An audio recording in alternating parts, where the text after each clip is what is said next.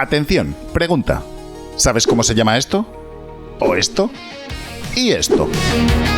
Si tus respuestas han sido Kleenex, Pan Bimbo o Tipex, enhorabuena. Eres parte de un gran grupo de personas dinámicas que no tienen tiempo para tonterías. Queremos que las cosas sean útiles, queremos acción, emociones fuertes, y no tenemos tiempo para ponernos a pensar en términos como pan de molde. Por eso, para ti, hoy, en Ficción Digital, Zelda. No, espera, Zelda.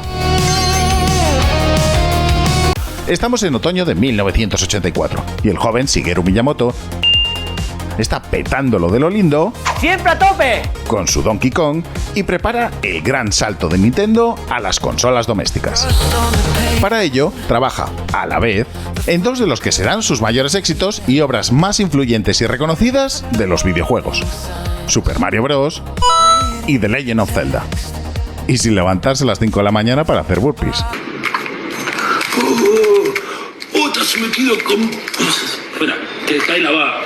Mientras para el título del fontanero, Miyamoto quería un sistema lineal, para el Zelda prefería que el jugador se perdiese, investigase, diese vueltas por un mapa y, sobre todo, que tuviese que interactuar tanto con el entorno como con los personajes que se fuese encontrando. Estos le darían pistas, informarían de secretos y le darían su icónica espada. Miyamoto quería ofrecer un jardín por el que corretear, como él hacía en su juventud en su Kioto natal. Y de ahí terminó sacando el Animal Crossing.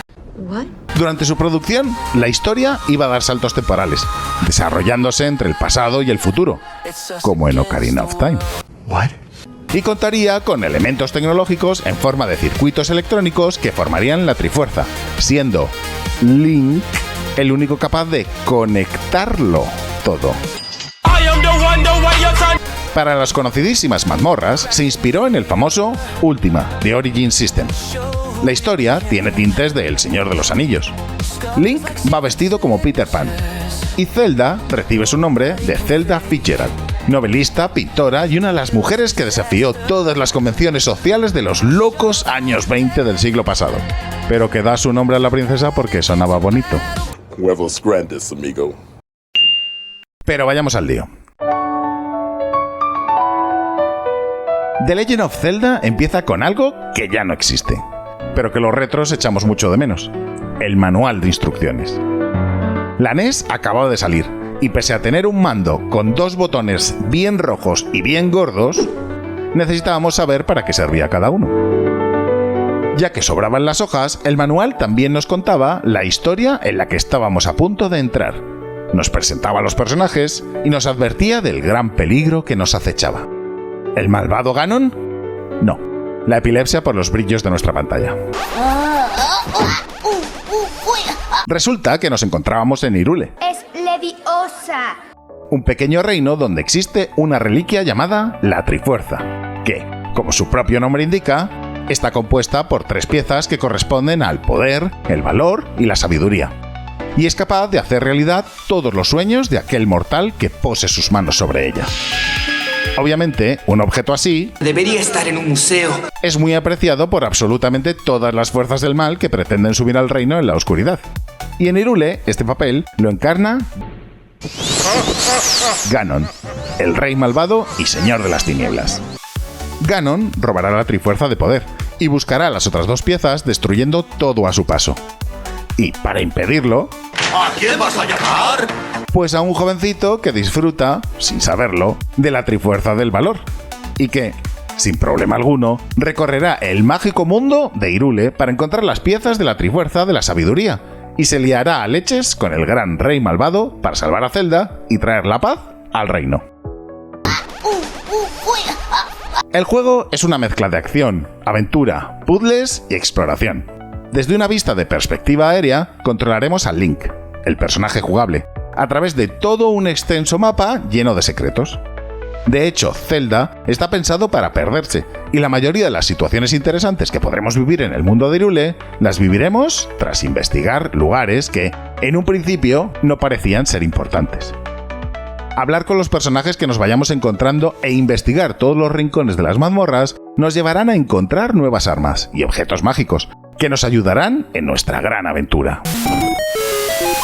The Legend of Zelda fue lanzado en Japón en 1986, pero no para la NES que todos conocemos, no, para su periférico de disquetes. Family Computer Disk System. Como lo oyes, un sistema de discos que se enchufaba sobre la Nintendo original y que podía ir a pilas. Family Computer Disk System. Estos disquetes podían ser grabados y regrabados en tiendas, y pretendían ser el reemplazo lógico y natural para los costosos cartuchos, convirtiendo a este periférico de consola en el más vendido de la historia, con 4,4 millones de unidades distribuidas y cuyo servicio por correo terminó en 2007. Y encima tenía una mascota llamada Discum. Este sistema permitía salvar la partida en el disco, tenía más capacidad, lo que influyó en la cantidad de sonidos que se reproducían en el juego, y venía con un micrófono integrado, lo que permitía acabar con ciertos enemigos gritando directamente a la consola. Pese a las dudas por parte de la gran N, que no terminaban de confiar en el concepto de juego, Zelda fue un exitazo. Y entonces empezaron los problemas. Uno de ellos fue que los disquetes eran malísimos y se llenaban muy fácilmente de polvo. Otro, que poner máquinas grabadoras por todas las tiendas del mundo iba a ser complicado. Y ya había que estrenar juegos fuera del país del sol naciente. La estocada definitiva vino cuando los cartuchos se hicieron más sencillos y baratos de producir. Así pues, tras unos pequeños ajustes internos, en 1988 se publicó en Estados Unidos The Legend of Zelda, el primer juego de la NES que permitía grabar la partida y cuyo cartucho era de color ¡oro! De nuevo, el éxito fue espectacular. Ese mismo año vendió 2 millones de copias. Y para aprovechar el tirón, Nintendo América comenzó un club de fans que envió a cada miembro revistas con noticias, puzzles, chistes y secretos de Zelda. See the latest Nintendo newsletter? Whoa, nice graphics. I'd like to get my hands on that game. Todo el mundo quería descubrir hasta el último de los secretos del vasto mapa, por lo que la revista del club fue aumentando tanto en páginas como en número de tiradas, por lo que lentamente se fue convirtiendo en una revista pura y dura, que terminaría cambiando su nombre a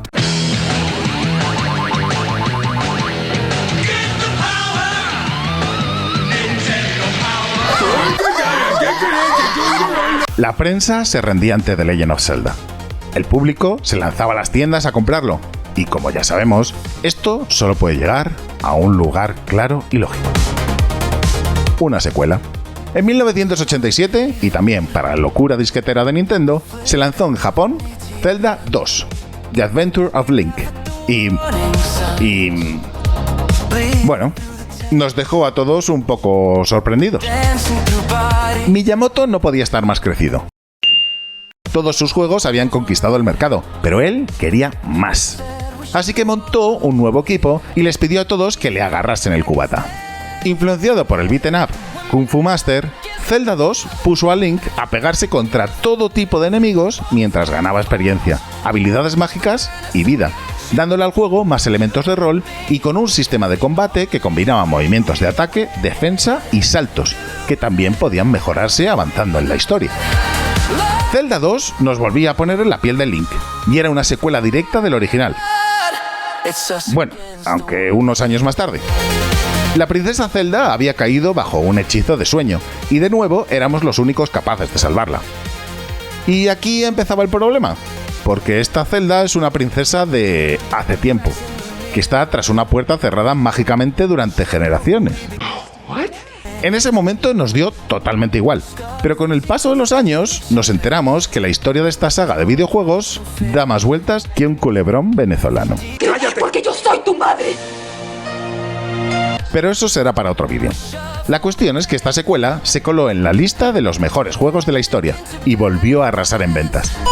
Aunque con el tiempo, los pesados de los críticos han ido bajando su puntuación y ha terminado convirtiéndose en uno de los peores valorados de la saga, siempre por encima de los absurdos Zelda de la CDI de Philips. Lo cierto es que muchos de los sistemas de juego, las aldeas, la importancia de los NPCs o la barra de energía han terminado siendo exportados a otros títulos de la saga y terminaron siendo inspiración para otros tantos y tantos juegos. Tras el éxito, Zelda era una conocidísima franquicia que viviría unida a Nintendo y a sus consolas. Con cada nuevo título, una nueva historia aparecía, que iba puliendo lentamente tanto la jugabilidad como a los personajes, como su entorno, creando en cada entrega una nueva obra de arte, tanto visual como jugable. La historia se terminó dividiendo en 3 líneas temporales, que dan sentido a un universo principal donde nuestro héroe, Link, es siempre convocado por el destino para acabar con una gran amenaza. Todos los juegos están unidos de una u otra forma, y en 2011 Nintendo dio a conocer la línea cronológica oficial en el libro The Legend of Zelda, Hyrule Historia, Es Leviosa. que apareció coincidiendo con el 25 aniversario de la franquicia. Pero en una entrevista, Miyamoto terminó reconociendo que, pese a cumplir ciertas guías, se piensa y se diseña cada Zelda como una nueva historia, que ha de ser disfrutada individualmente. Videojuegos, series, merchandising, libros, cómics... The Legend of Zelda es una de las mejores y más influyentes sagas del mundo del entretenimiento.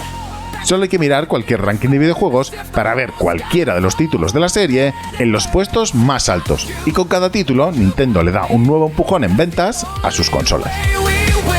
Este 2026 Zelda cumple 40 años, y Nintendo prepara muchas sorpresas para celebrarlo, desde una película hasta sets de Lego. Pero a nosotros, que nos gusta lo retro, nos gusta recordar cómo empezó todo, y os recomendamos volver a los inicios desde Ficción Digital. Us against the